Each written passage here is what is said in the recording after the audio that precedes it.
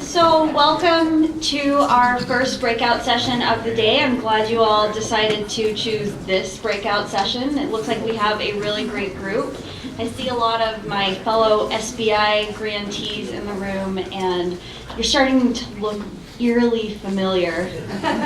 Eerily familiar. After Dallas and then Cleveland and then here we are in North Carolina. We're extremely excited to be here, and thank you again to Jane's group at ENC for hosting us, and let's give her another round of applause.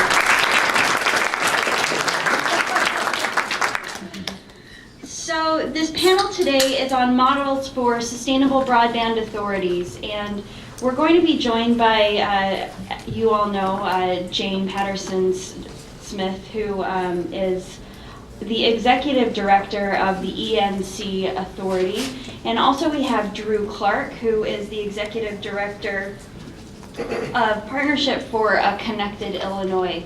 And we're really excited to hear these two perspectives, really from North Carolina's perspective on being established before there was federal funding and their political battles. I think I am excited to learn a lot from what they have been through and how I can take that to my own state's project, who hasn't had funding before we had federal funding. And so we're really trying to start broadband planning on a state level from the ground up. So I'm excited to hear Jane's perspective.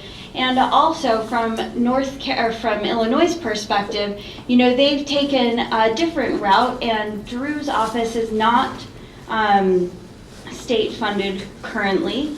State funded, just not part of the state. Not part of the state, thank you. And so we're excited to hear this sort of, non-profit, public-private partnership aspect from Illinois. Stuart Freiman, who you'll note was on our agenda, was injured and is unable to join us. He's okay. He just couldn't be in a plane for too long with his back. So our wishes go out to him for a good recovery.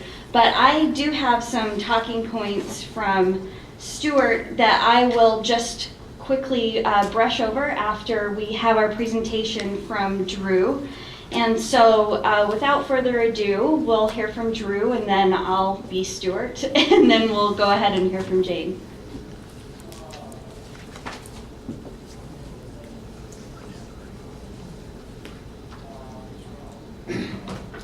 How will I advance slides? Okay.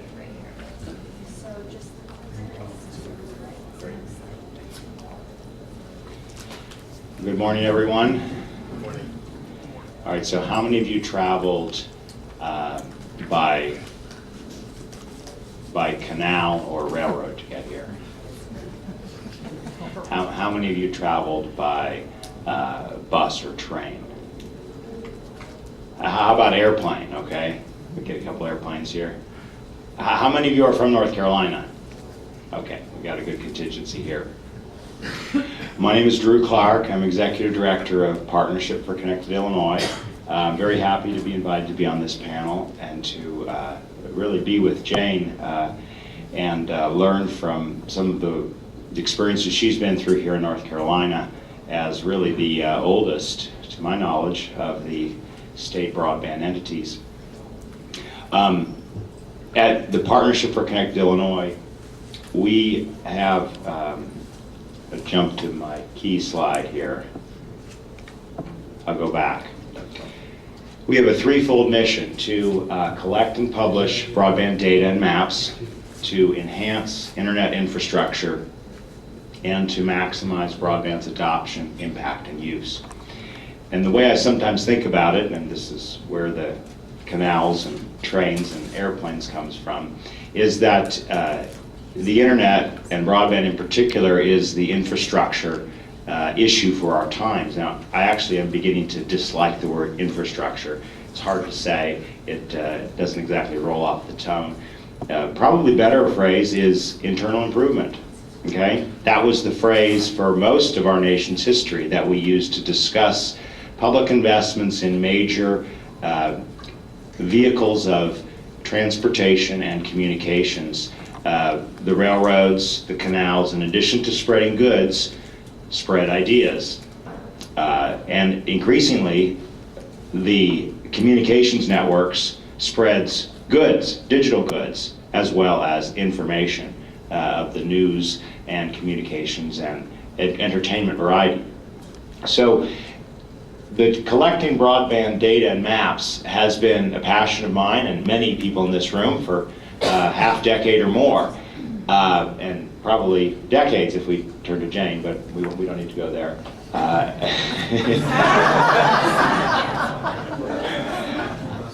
But it's these last two missions, the enhancing internet infrastructure and maximizing the impact of broadband. That's what I hope we'll get to in this dialogue that we're having here. So even though my slides may be a little bit focused on the collecting and publishing data and maps, I truly want to emphasize the role that we hope we can play in Illinois in enhancing the infrastructure of broadband and in enhancing the adoption, impact, and use so that we can have better broadband and better lives in the state of Illinois and throughout our country. All right, so I've been over the mission. This is what I'll speak about for a few minutes here. I want to talk about the availability of broadband carrier data, the verification that we've gone through in Illinois as part of our responsibilities as the state broadband initiative entity, demand survey research, as well as community anchor institution information, and then a couple important caveats about data collection.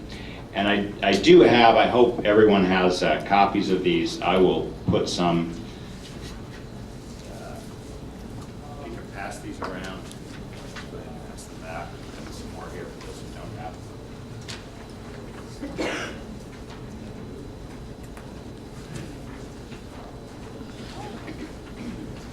Been a busy month for us in October. In addition to the conferences that have already been referred to, we had our own event in Champaign last week, bringing together broadband researchers and broadband providers. So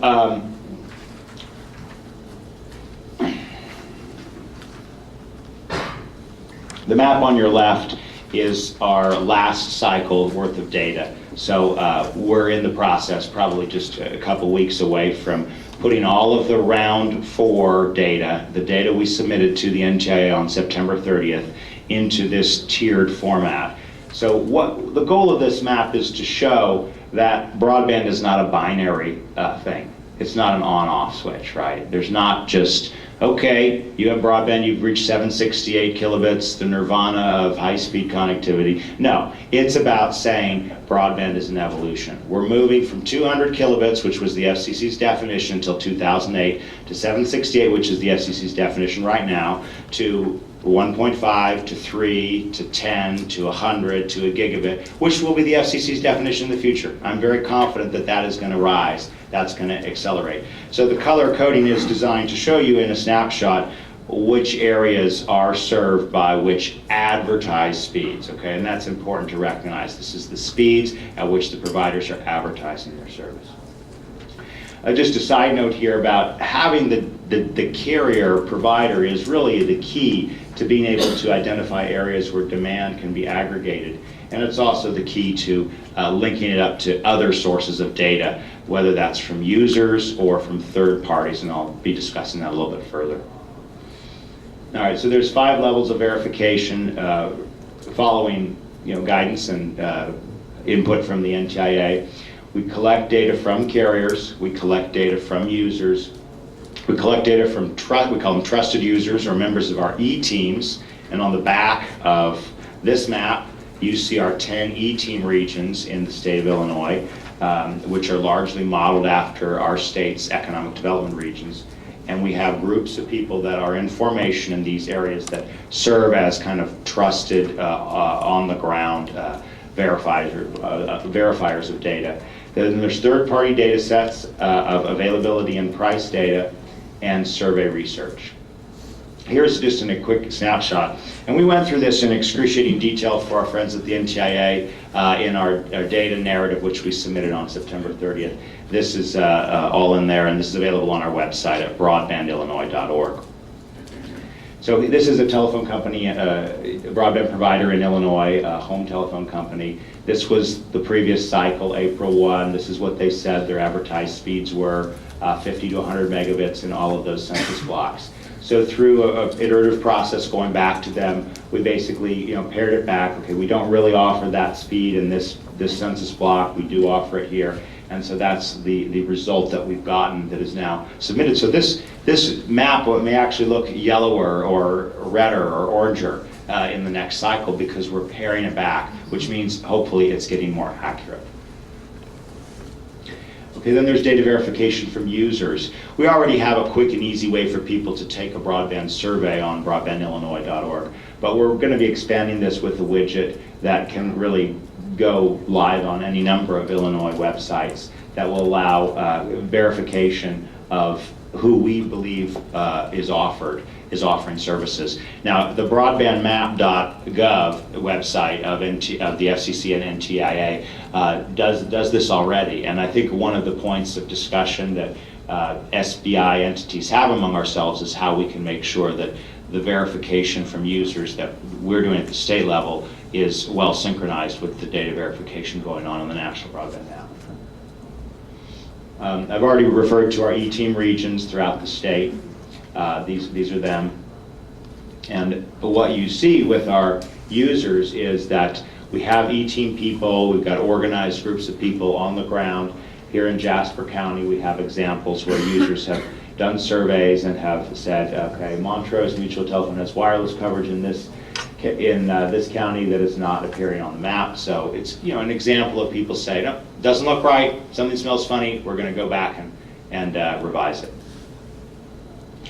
Okay, the next level is third-party data sets. Here are two examples. The FCC's speed data, which they provided to state entities like us, showing individual points of actual connectivity through the FCC's two speed tests. The one on the right is another data set that we've had access to that shows availability data by census block.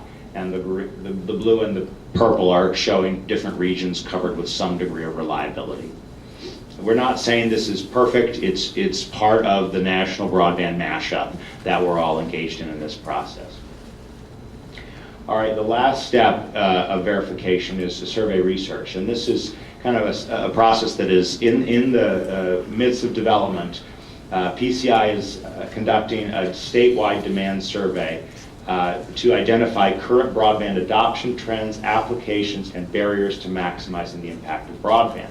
We're referencing this around three core approaches, or groups, if you will. There's residences and businesses, which are common to all. FCC has distinguished between residential broadband use and business broadband use for some time.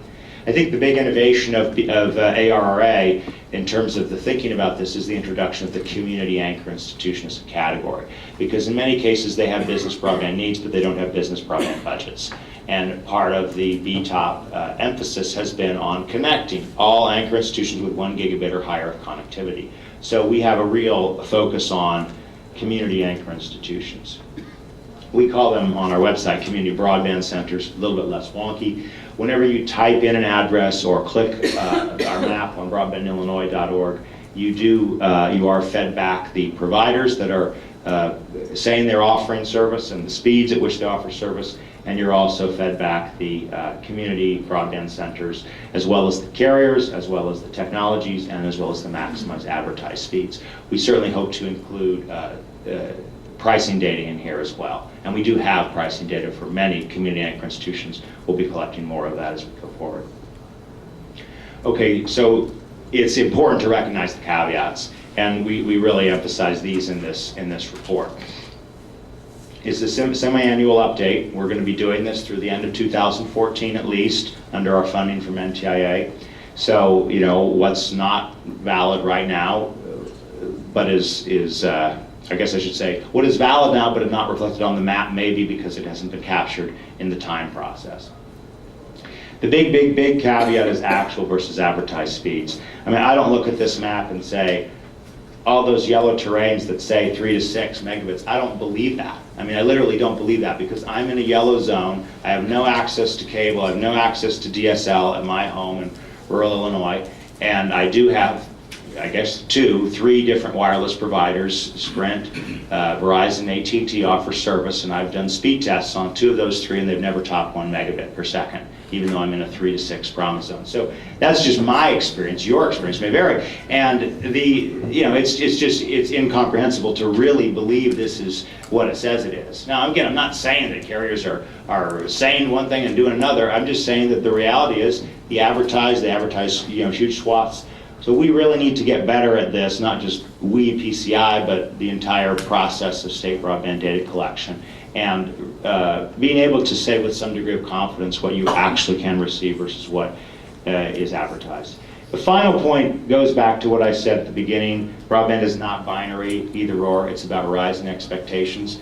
As people, I mean, I am constantly frustrated when I try to use Google Maps or Google Earth from my 3G device. Right? It's very slow. That's a perfect application of something I could use a lot more and would use a lot more if I had 4G capabilities. And so as we rise in our expectations of broadband, we're going to want to be able to say we can have 5, 10, 50, 100 gigabit connectivity. Last slide. Where we're moving, I think, again, as a collective, a group of entities, is real-time broadband warehouse, enabling systematic tracking, measurement, and evaluation of broadband performance. Consumer-friendly approach. This is the way that consumers are going to be able to make choices in the marketplace. We know there is competition in the telecommunications landscape. Our project is about ensuring that consumers have the information so that consumers, policymakers, researchers, and economic development officials can understand the data and in turn can use that to make better broadband and better lives. So I'll stop there.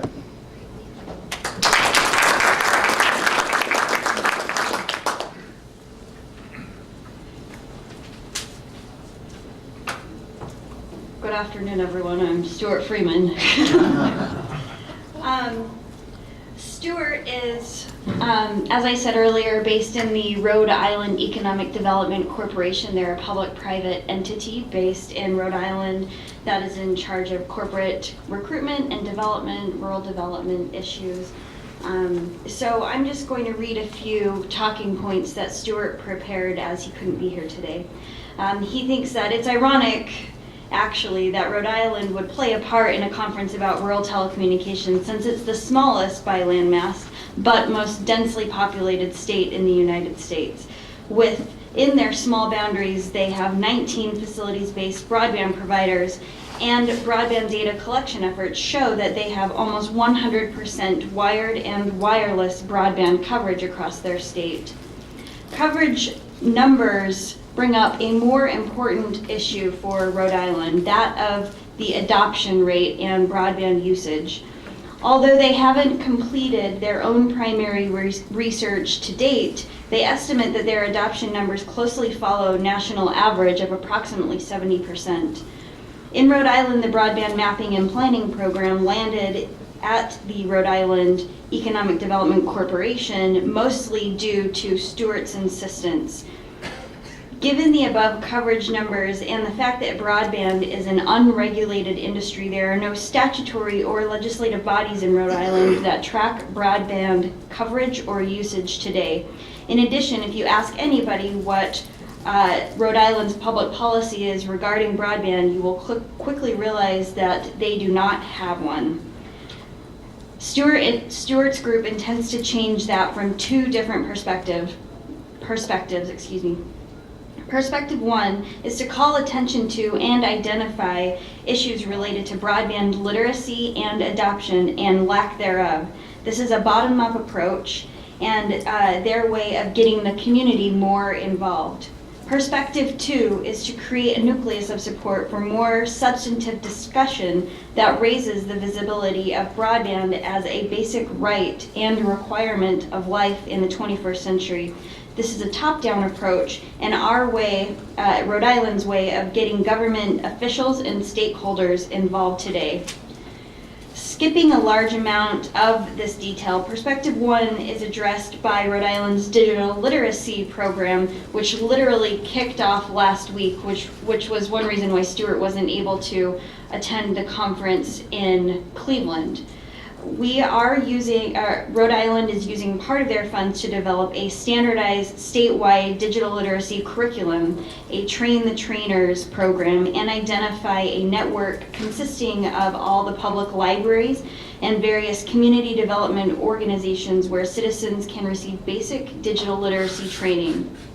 Perspective 2 is addressed by Rhode Island's capacity building efforts, in which they used funds from the SBI grant they received to hire a broadband program manager, that's Stuart, a manager of broadband communications and outreach, as well as a manager of broadband community development. Those positions form the nucleus of a program office within RIEDC that is being used as a platform to bring together stakeholders from around the state, including the public and private sectors, to address the issues of state broadband policy. Rhode Island also ran a series of stakeholder meetings through the spring and summer and are about to release a white paper that addresses these issues and recommendations before the end of the year. Ultimately, sustainability of Rhode Island's broadband efforts will come from both the public and private sectors. The state will have to be more deliberate in its efforts to create broadband-based services such as e-government, education, electronic medical records, job training, as well as workforce development, and assure that all of Rhode Island citizens can access and leverage those services in an equitable manner. The private sector has a vested interest in seeing adoption rate numbers rise from both the aspect of increased revenues for broadband providers and better trained and more knowledgeable workforce and citizens that will use broadband-based private sector services. So as you can see, I mean, Rhode Island has challenges similar to any other state, even given their dense population, which, you know, from a rural perspective, gives them different challenges than a lot of issues we're dealing with, but you know, their perspective nonetheless I think is valid in terms of our state planning efforts, especially our broadband adoption efforts. So with that, I'll go ahead and turn it over to Jane.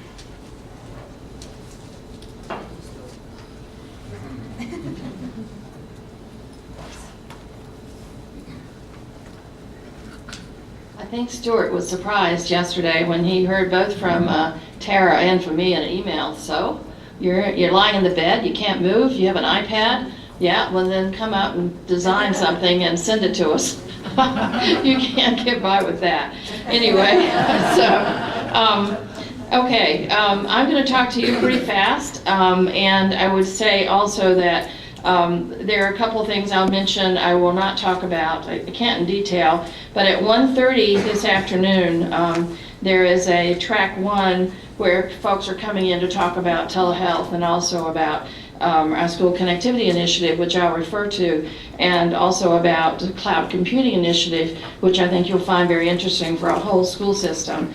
And then another application of ours at 9:45 tomorrow morning, Mark Wells, and I thought, did Mark come in here? I hope not. I hope he went somewhere else. But Mark Wells will talk about another sort of tactic that we use to really demonstrate tech-based economic development in North Carolina, and why it was, you know, broadband was so critical to this, and you'll find that very interesting, I think, as well. So I'm going to start by saying that there is no one perfect model, I think, for all of this, and you've heard different kinds of models. North Carolina started in actually December 2000 with the vote of the legislature to establish well, it was called the RIAA at the time, the Rural Information Infrastructure Authority, and later had to have its name changed to ENC because the RIAA sued Napster and also said to us, oh, your website says RIAA. And so we thought, we don't have the money that they have at RIAA, so we'll ask to change the name. So it became the ENC Authority. So we've had 2 names in the process. The initial push for this came from an assessment of the rural areas of North Carolina that was done by Governor Hunt, and Erskine Bowles chaired this, the former chief of staff for Clinton, and they came up with 3 actual initiatives. One would be, we were already pushing for broadband, but one was to establish a broadband initiative in North Carolina, and that's how the RIA got founded. Now, the one thing I think was very important is that we were founded as a state authority housed within a nonprofit, okay? So we were not inside state government. We were outside in a nonprofit, which enabled us to do purchasing differently, contracting differently, move faster, give money to the private sector companies as well, because the state government was not doing that at that time. We were the first, I think, state in the country to actually fund the private sector, to actually deploy. We could also fund government, we could fund nonprofits, et cetera. So that structure really played to our advantage. We also had 21 members of the board, later cut back to 15, but that was the League of Municipalities, Association of County Commissioners. We can get all of this for you if you'd like to do that, to see that. So I'm going to go pretty fast here. One of the important things we looked at was top-down, bottom-up, and supply-demand. We really began bottom-up, developing e-communities in the state. This was our initiative in 2001 and 2. And we also started leadership training, top-down, where we brought in county managers, we brought in folks from Harvard who owed me some favors, and they came down to teach a class. Who wouldn't want to be in a Harvard class, right? And so we had 200 leaders across the state who had about 8 sessions with a Harvard professor, and that was a nice certificate from Harvard. And they could take back, put on their wall, and say they at least listened, whether they learned or not, but they got connected to the initiative. Our goal was how do we connect the whole state to the initiative? And so that was the leadership. The second was the leadership at the local level with e-communities. I'll talk about that in just a moment. The funding models, we were very lucky in that a company that the state had founded sold one of its startups for $750 million. It was a nonprofit. They took $30 million and gave to this initiative and said, go out and bring rural North Carolina online, okay? And so we set it supply and demand. The board decided to split it half and half. We put half on infrastructure, half on demand and building demand. And so from that, the e-community side. In the e-communities, we gave every single 85 rural counties, we gave them $10,000, and they were to use a system we developed. We have an actual manual you can get from us on e-communities. I won't go into all of that. But they came, a period of 8 months, we were able to get this program through, and the communities to train them of how to do it, et cetera, and to work with them. At that time, we had 10 staff people that we had at the point. We have that same number now. And we worked with all those counties during that period of time to work on digital literacy, to work on mapping, to work on assessment of their infrastructure, and to develop a public access center, and to actually develop one. And we funded every county with at least one public access center, and before it was over, we actually had 400 around the state with the libraries and so forth that were there. So the goal, e-communities, building that leadership down at the local level. All of the companies that in the state, the private sector companies and the telephone co-ops, all were very cooperative and worked with us. We had always been very much collaborative in North Carolina, doing I think one of the first net days in the country, working with our companies and developing the ATM Sonnet network in 1992-93 with fiber across the state. And it really wasn't until all the money came around for funding from ARA that we had problems with our friends. I see one of them back there, he's no longer with it. But at that point, there was a feeling that, we had a time with the companies where we got out of sync, but now we're back in sync with the companies. But over the last 25 years, we really have had a great working relationship with all the companies in the state. Let's go back to the committees. When we organized, we set up committees for outreach. We set up committees for funding. We set up a legal committee because we felt we could get a lot of volunteers. We set up a committee for actually business and technology telecenters. Our goal was applications committee as well. And anyone in the state could be a member of these if they applied And if we agreed that they represented the state very diverse-wise, and if they agreed they would be at every meeting, if they missed 2, they were out. They had to sign on the charter that they would be involved. There was a charter for the committee. And so we literally talked to people all across the state on our meetings. We met every single month of each committee, which reported to the board with decisions for the next month, and that went on for 3 years. It was really quite intensive to get this done. And so on the e-communities, we have examples of that you can look at. On the leadership support, we actually use the Network Enabled Studies program at Harvard for our leaders that we've been involved in working with them. On the committees, we have the charters for the committees and the membership on there. And then I wanted to get into the mapping. We actually contracted out originally with Michael Baker and KPMG, and after the first year, 2001, we decided we'd do it ourselves.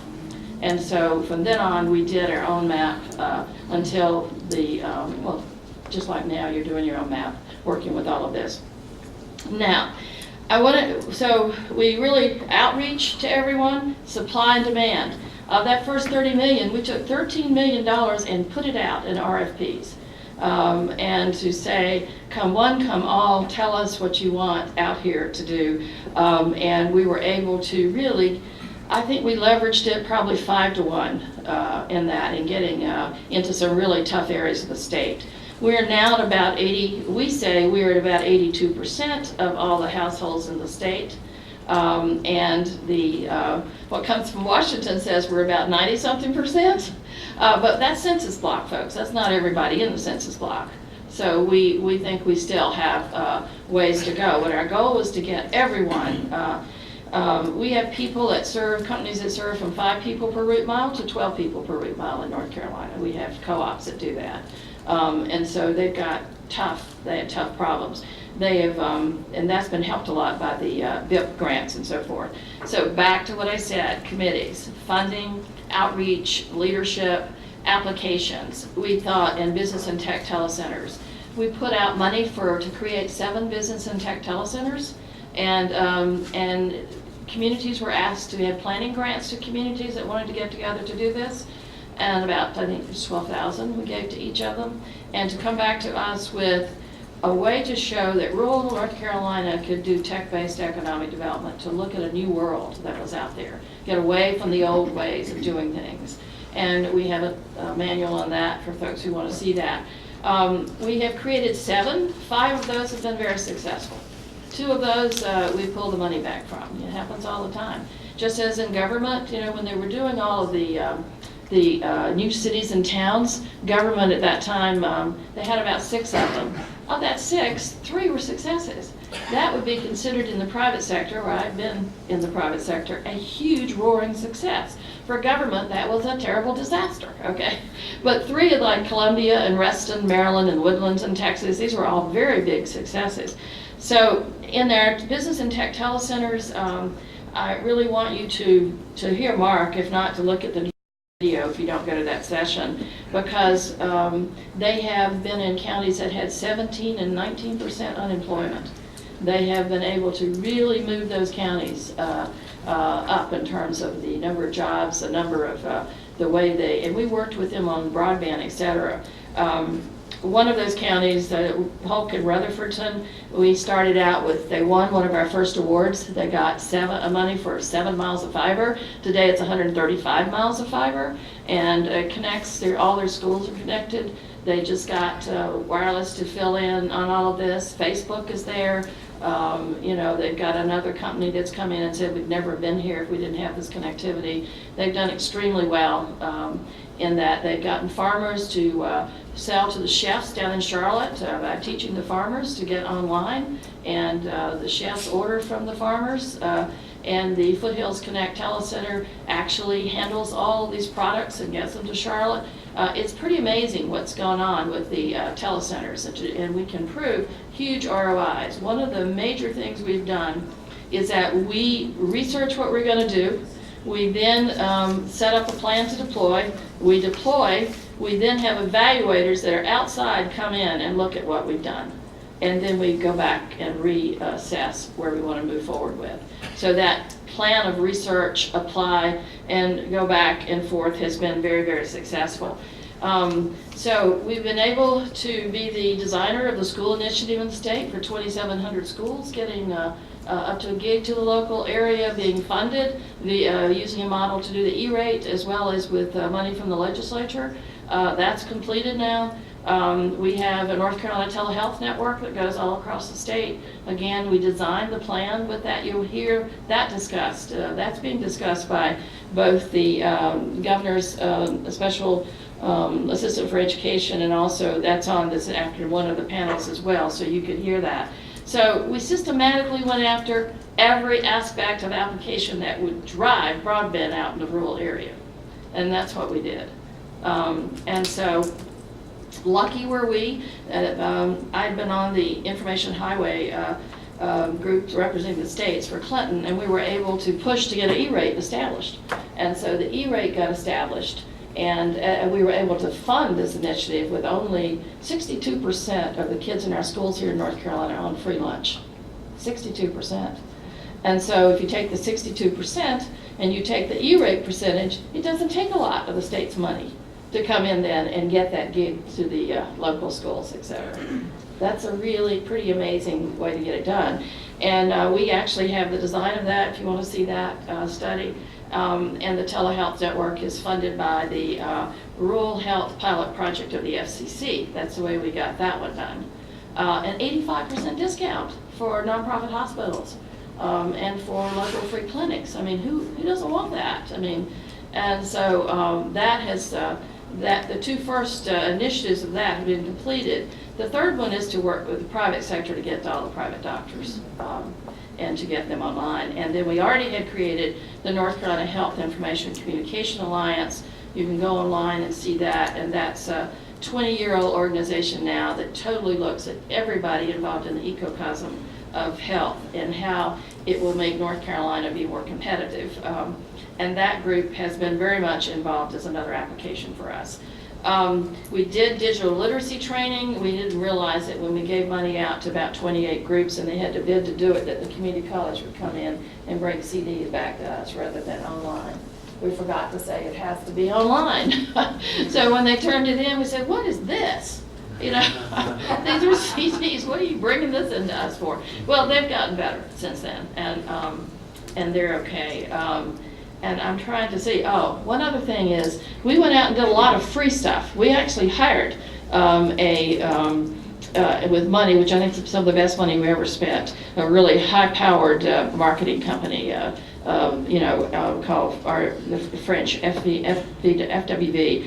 And in that, they were able to get PSAs that went all over the state by simply, I went to two people at the guys that had the whole radio network in the state, and then Capital Broadcasting TV, which had the first license in the country for HDTV. And the Advertising Council wouldn't choose us, but we got those two to send a letter out to every radio station and TV station in the state, and we got a no invoice of $2.5 million, and they're actually displaying this on the radio and on television. So, you can use your head to really get into these various different folks who can help you get everything out in the state. So I've gone, let's just see if there's anything. Dr. Ken Wilson is here. He's the guy who's done all the surveys for us. We've tracked our state citizens with 5 surveys over 10 years. And know why they say they don't take it. We know what they're willing to pay, et cetera. He is here. He's an East Carolina professor. He's walking around with a light blue sweater vest. You can ask him about all that, or go online and see all these on our website. And let me just see if I've left anything off that I did not, that I wanted to say. Except I think the most important thing is how you're established. And we were so lucky in that we were within a nonprofit and we're a state authority at the same time. We had the best, it was a hybrid, the best of both possible worlds. And that legislature saw that as a very important thing to do. And we have another situation now, the legislature doesn't see that. So we'll end up with the group being back into commerce in January, and we'll see how that works at that time. But I think I've gone through, we really have been very fast at changing North Carolina. Now when the governor goes out and does an innovation with small town councils, the first thing that people say is broadband. That's what they say. I mean, and they are very outspoken about it. And we've seen that in the latest ones that the governor has done, et cetera. We were glad to be able to do this. We have a great group of 10 people. They're wonderful. The other thing, again, I can't miss our innovative way of using research to drive where we're going. And one of the other things that's on display here is our use of SNG and the Digital Economy Index and how we plan to work with what we've done with that over the last couple of years. And I would ask you to take a look at that, because that gives you some of the vignettes of the drive that we've used to get out across the state to everyone. We have 9.5 million people. This is a big state. And if I drive from Manio over to the other end of our state, it is like almost 11 and a half hours of driving. And if I'm over the left side of our state and look due north, I'm west of Detroit. So you can see how big this state is. And it is, it's a very diverse state, 35% minority in the state. It's a great state, and we still have a lot of work to do. But that's a quick fire hose chance. Thank you.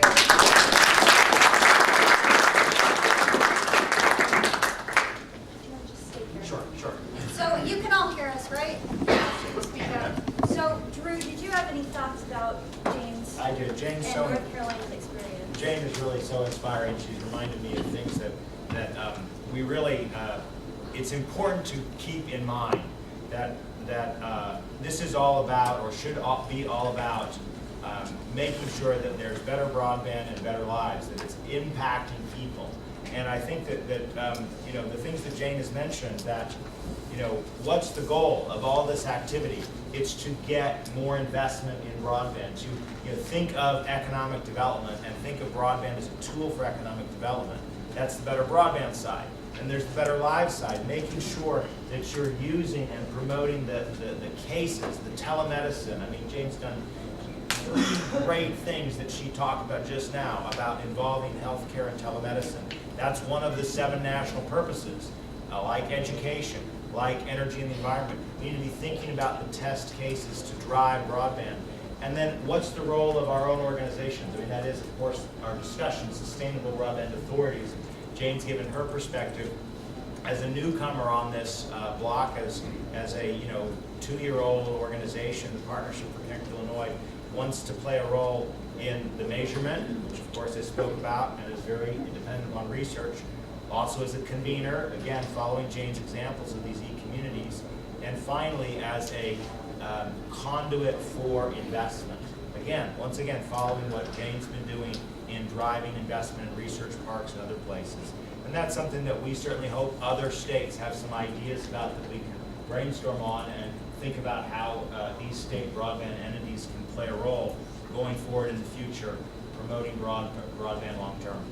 I'd like to add one thing that I didn't talk about, and that was is that we're always looking ahead at what needs to be the next push.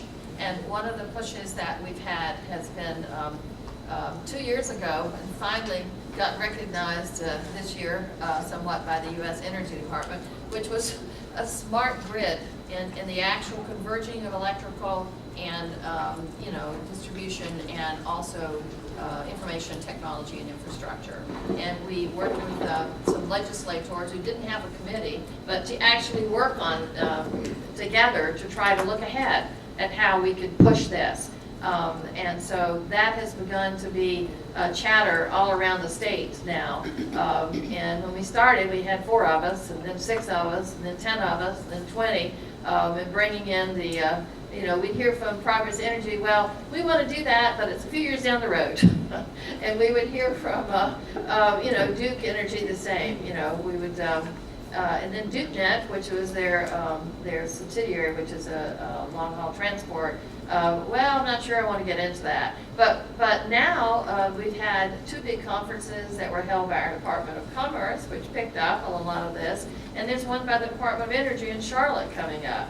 And this is another area where you're pushing out to get those applications out towards the home. And so you just sort of say, what is the opportunity of investment that we can have here? And, you know, it's, some of us have pushed that in this merger of Duke Energy and Progress Energy, they ought to be putting money into this whole area. The example in Ohio, Duke Energy has 50,000 houses in Ohio that they have keys to the houses to go in and read the meters. Now, that's not sort of a weird thing, but anyway, they do, you know, so there's no earthly reason why they shouldn't invest in working with companies for broadband infrastructure in themselves to actually cure that terribly difficult lack of productivity that they have there. So that's one area that needs to be continually looked at here in North Carolina, is that whole area. And the whole issue of BPL, which I think is a hole we can pour money in. Excuse me, I hope there's no one doing that. It will work, but it's just not working yet. And so, anyway, I wanted to bring that up, that I think you have to be always looking ahead and leading the people, because the things you've been leading on start happening and working. You need to be pushing further, because we don't have in North Carolina the finest next generation broadband we need in all rural areas.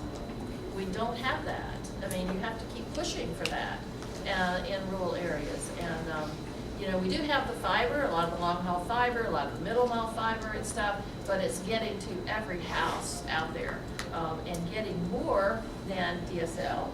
And the other thing is constant education on what exists out there. I heard Drew say something. There's no such thing as 4G right now, folks. How many people think there's 4G out there? There is no 4G, there's 3G. With advanced, ITU allows you, the International Telecommunications Union, to say something about, I've got 4G, if you've got any advance in your 3G, okay, you can then advertise 4G. So you don't have it yet. And most citizens in North Carolina think PCS, they don't realize that's just DSL. 3G is about DSL, folks. That's it. I mean, so you're not talking about a lot of stuff with PCS, so anyway. So, Jane, I mean, I think the point you bring up about leadership is very important, you know, for most of us in this room. And, you know, bringing it back to the topic of sustainability, which is why we're all here, I mean, I think leadership really drives, I think, 3 different areas where we all might have questions. And just raise your hand if you're involved in these specific areas. Ongoing mapping and data gathering. I know, you know, we're in charge of that in Utah. And planning and coordination at the state or regional levels. And actually funding infrastructure deployment. So, I mean, all of those are aspects where I think the focus on sustainability needs to be different, but, you know, ultimately driven by leadership. And so, I wanted to, you know, take the last few minutes and focus on questions from the audience about ongoing sustainability. Yes, in the back. Please introduce yourself. Yes, I'm Bob Flighter. I actually work with Thue in Partnership for Connected Illinois. And Jane, really enjoyed your presentation. It's incredible the things you're doing. And one of the things we're looking at is something that you've worked on, and that is how do you leverage the investment? You mentioned 5 to 1. So for every dollar, you're able to find 5 more dollars in investment. And what would you say is are some approaches you've used for that? First of all, you have to work with people to track it. You have to make a conscious decision to track the money you're spending and to track what it is developing. And to keep that, and I have a research person on our staff, Deb Watts, who has worked with me for 20 years, I mean, on science and technology, and that's one of the issues we've always pushed, is track what you're doing and be able to defend it to the legislature. And so you will see tomorrow, to give you an example, look tomorrow at Mark Wells. He will show you ROI stuff they're doing, which comes directly from us pushing to get that kind of assessment done.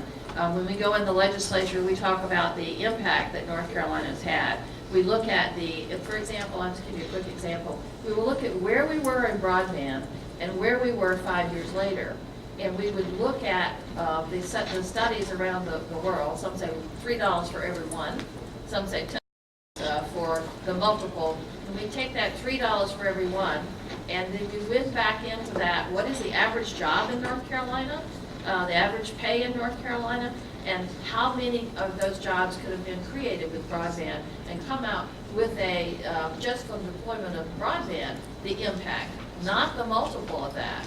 And because then you have to, for example, the DEI stuff we've done with SNG, we know that 32% of our households are using the internet from that survey to actually bring money, income into their house. And we know that another 14% plan to start a company this year. So we can take a look at these studies of what we've done with our citizens and come up and back into that with different kinds of mathematics, okay? Thank you. Any more questions? Comments? Gripes? Okay, great. Well, I think, yeah, we're right on Actually, I time. do have one for Jane. Yeah, sure. I was intrigued, you said you've got people who commit to coming to committees Yes. every month. Well, they actually could come online. They could Okay, so they can do it virtually. They could do it or- virtually, okay. but they had to be there. If they missed twice, they were off. We could not, we were moving fast. We had no time to coddle people who weren't really willing to make a commitment to a charter. They got a copy of the charter and they had to sign. Can we get copies of those charters? Yeah, Just for I- language purposes. Yeah, we did that for 3 years, and that's the way we moved so fast. What You years know. were those, Jane? When we started, 2001 to 2004, and we haven't done that since because, you know, we had committees then out in the communities and working with them, with e-communities. Once we'd gotten through, we didn't want to usurp some of those initiatives. So to wrap this up, thank you everybody for attending today, and please keep in mind that if you've attended this session, it will be very similar tomorrow at the same time, so you might want to move on to another session. I will be gone tomorrow testifying before our legislature, lucky me. So Sam Walls will be moderating this panel From tomorrow. Arkansas. From Connect Arkansas. So thank you for attending, and let's go ahead and move to the lunch session.